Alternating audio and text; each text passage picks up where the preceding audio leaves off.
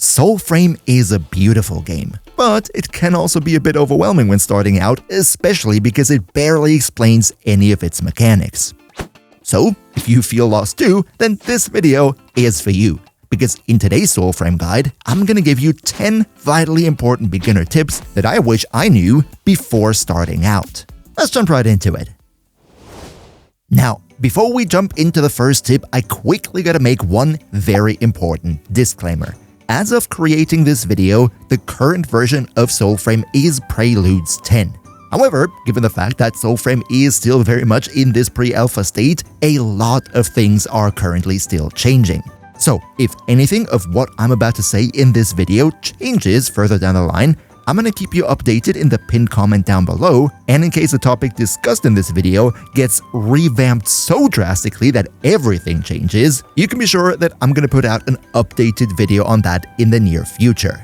And with all that being said, let's jump right into it by talking first and foremost about the ka-ching, about the cold, hard cash. That's right, baby, since Preludes 9, Soulframe has officially started testing a premium real money currency. As of now, if I'm not mistaken, this currency does not have a name just yet, but you can find it up here in the corner, looks like a platinum leaf, and every new player starts out with 100 of them. Now, what's the important part to know about this? See, right now this premium currency seems to be in a very early testing state because there is no in-game shop yet, meaning there is no way that you can actually buy this for real money in the first place.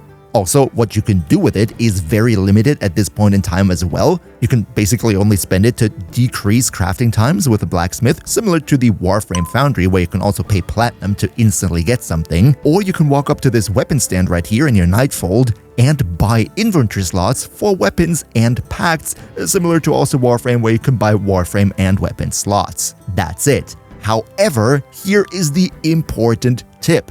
Please do not spend your premium currency for anything because it is still in the test state, so at a later point in time, there might be something added to the game for premium currency that you would much rather have than these things.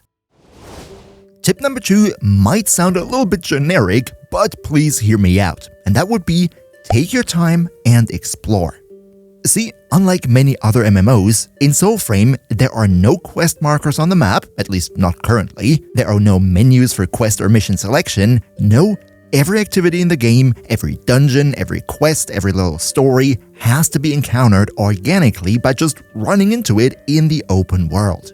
Now, of course, you could just Google what content there currently is and which locations you need to go to, but even aside from the currently introduced main story quests, there is still a whole lot to see, even if it's just a gold chest with a couple resources in it. So, whenever you're roaming around in the world of Midrath, just note that it's probably a good idea to check out what's going on there. And by the way, speaking about checking out what's going on there, one very important gameplay mechanic to help with exploration that I think is still very much underused is Soul Mode, which is a specific view that visually highlights interactable objects or quest-related stuff in general. By default, you activate it by holding down E, but whenever you go to a certain location or a quest tells you to interact with something and you just don't find it, holding down E is a massive help to find those interactable objects. And as always, leave a like for the video or you will have to farm Syndicate reputation for another 10 hours straight. Believe me, you don't want that. Now, tip number 3 might sound a little bit violent, but hear me out here, and that would be break and kill absolutely everything. Hi NSA, thanks for tuning in too. But no, in all seriousness, what I mean here is, resources and money in Soulframe are relatively scarce at this point in time, and there aren't really dedicated, faster optimized ways to farm most of them. So, what does that mean for you? Well, let me just say, barrels and wooden crates are usually breakable, and there is a whole lot of useful stuff, especially money, which you want to have a lot of ideally.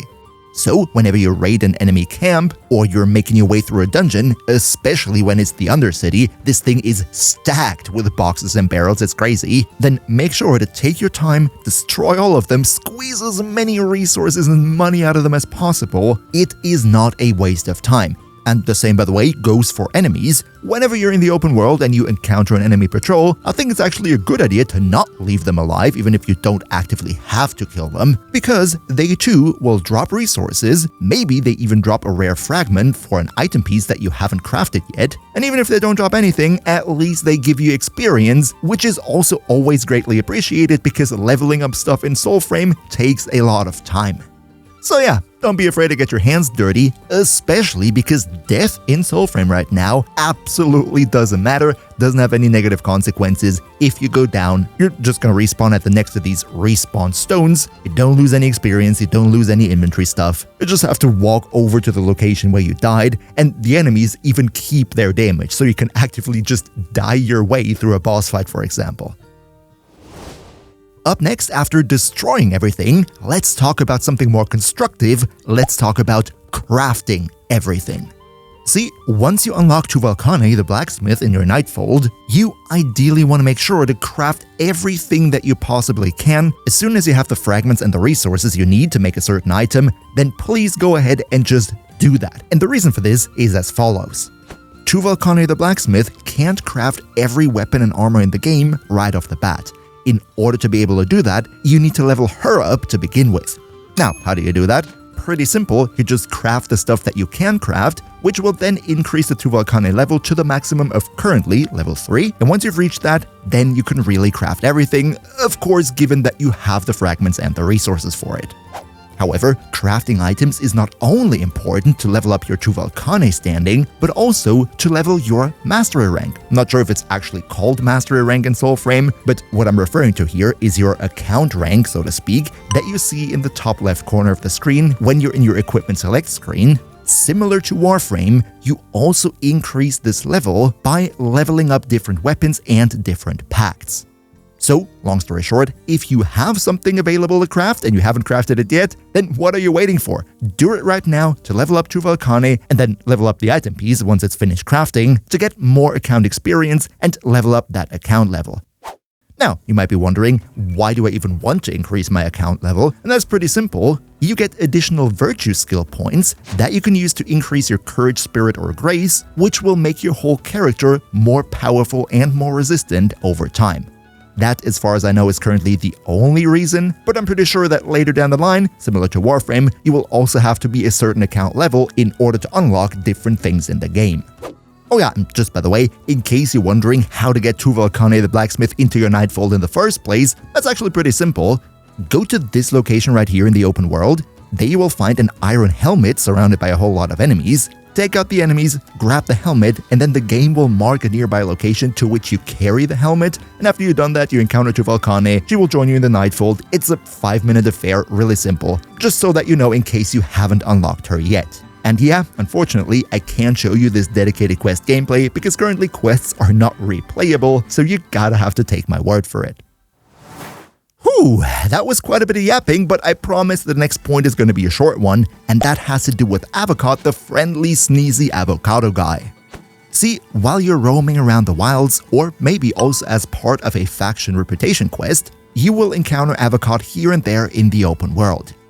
Whenever you see him, make sure 100% absolutely to talk to him and ask him what he is selling, because he is one of the best sources of rare resources currently in the game. In his little shop, he will usually sell a whole bunch of resources. Most of them are not really interesting because you're gonna have a lot of them anyway. However, whenever you see scrap iron, scrap brass, scrap steel, or moronite, cephaline, or other rare resources like that, make sure to buy the entire stock that he has, as it takes a lot of time to farm these resources organically. Like, for real, you can save hours of farming time just by buying it for a couple drags in the Avocado shop. The next tip on the list is a bit more of a meta thing, and you might actually not like it because it kind of sort of goes against the spirit of what Soulframe is supposed to be, but let's quickly talk about fast travel. As it stands right now, the world of Midrath isn't gigantic, but it's still big enough to be kind of a nuisance if you have to walk all the way over from the southeast to the northwest of the map. And right now, there are no official fast travel options. However, the community found a very nice workaround for this, and that's what I want to talk about now. Whenever you are out in the open world, I would personally suggest just open up the recruit chat and see what people are posting. A lot of the time, you will see messages like looking for taxi to XYZ location, or people asking, I am at XYZ location, usually at some syndicate hideout where a lot of traffic tends to happen, and they're asking if anyone needs to go there. What happens here is a mechanic where if you join someone else's lobby, like if they invite you and you accept, then you will automatically get teleported to whichever location they are currently at. Same way around, if you invite somebody, that somebody will be teleported to you. This is a system that is currently used to sorta enable fast travel between popular locations, and whenever you need to go somewhere, just go over to the recruit chat and ask if somebody just so happens to be near there. And of course it goes both ways. If you have the recruit chat open and you see somebody who needs to go to a location near you, then also be so kind and offer them to taxi them over to you. This way, if we're all working together, we can drastically cut down on unwanted travel time. Now, I already mentioned it in the previous example, but now let's talk a bit more in detail about faction reputation grind. As of right now, there are 3 factions in the game, and depending on which starting pack you chose, you will automatically be assigned one of them. Now, I don't want to get into the entire faction system because that probably needs a video of its own, but to keep it very simple, in order to rank up your reputation with your syndicate, which is something you definitely want to do because they have great rewards later down the line, you need to do these faction missions called Sparrowtails, I think, that are marked on the radar with the faction symbol and then 1, 2, or 3 stars over it. Now, to put it very simple, Tier 1 missions are very short and only give you a little bit of reputation. Tier 3 missions have the most stages and take the longest time to play, however, therefore they give the most reputation, and Tier 2 missions are somewhere in the middle, or at least that's how it's supposed to be. The problem though is that, at least according to my observation, Tier 2 missions sometimes take even longer to complete than Tier 3 missions because they tend to send you into dungeons, which takes an awful lot of time. So in my opinion, Tier 2, more often than not, is just not worth it. What you can viably do is Tier 1 because it is very, very fast and gives you a decent bit of reputation, especially if you do it in the higher level areas of the map. Or of course the Tier 3 ones. The tier, by the way, does not increase the enemy level in the mission, it just increases the number of stages that you have to complete. The, by the way, most effective way to increase that reputation is go to the northwest of the map and wait for a Tier 3 mission to pop up, or find someone in recruit chat who's currently hiring for one of those runs, because a Tier 3 mission in the north, or to be short, T3N, you will see that term a lot in the recruit chat, that will give you 500 whopping reputation points with your syndicate, which is a whole lot and makes the reputation grind a little bit less tedious.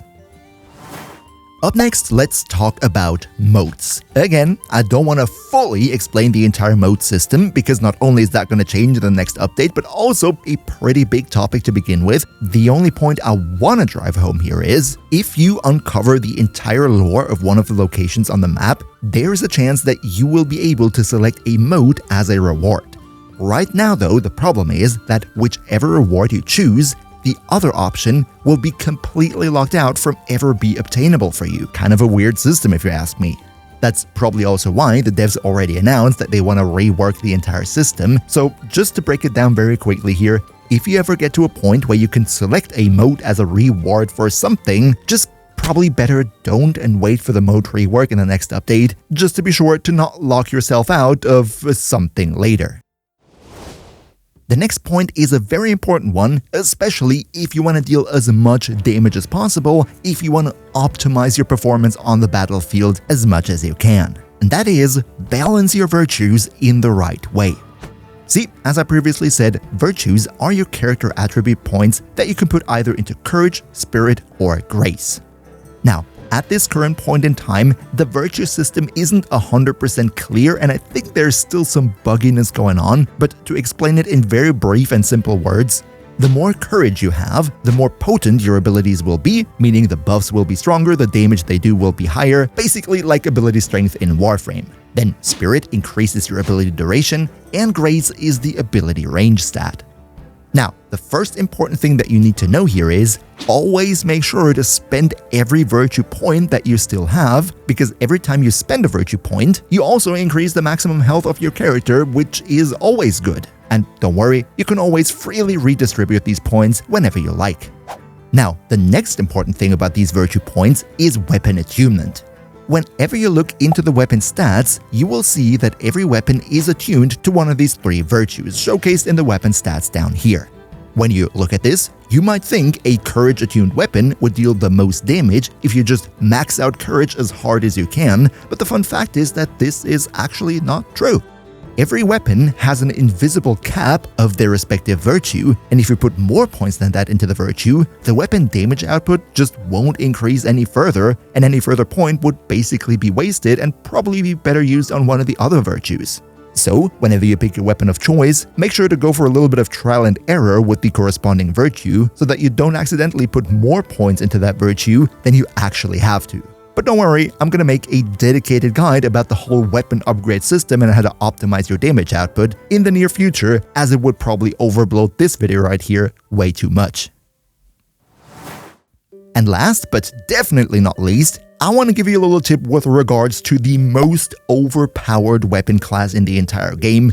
In case you don't want to be spoiled and you just want to figure out the weapon system yourself, then I would suggest maybe stopping the video right now, because every other weapon type in the game will just feel disappointing in comparison. You have been warned, let's get right into it.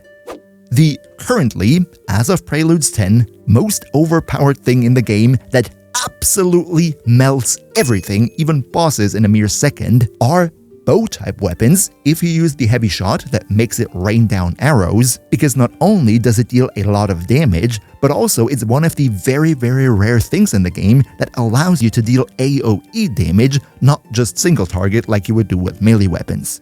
And while bows are already strong to begin with, if you want to have the most overpowered build in the entire game, make sure to combine a bow with a Tetherin Pact, that's the Courage Starter Pact, cast your first ability to increase weapon damage, and then make it rain arrows. This can literally melt every boss in like 3 seconds. It's that strong. I think it's massively overpowered and it needs to be nerfed because it makes any other weapon type in the game completely obsolete in comparison. That's the knowledge for you. I wouldn't recommend playing like this all the time because it's hella boring, so do with it whatever you like, but I still think it is a nice tip for those of you who are struggling with the higher level enemies maybe. And if you don't want to miss out on future helpful Soulframe guides and tutorials, then you might want to consider maybe leaving the channel a sub. Welcome to the crew. We see each other, hopefully in the next one, and until then, as always, good loot.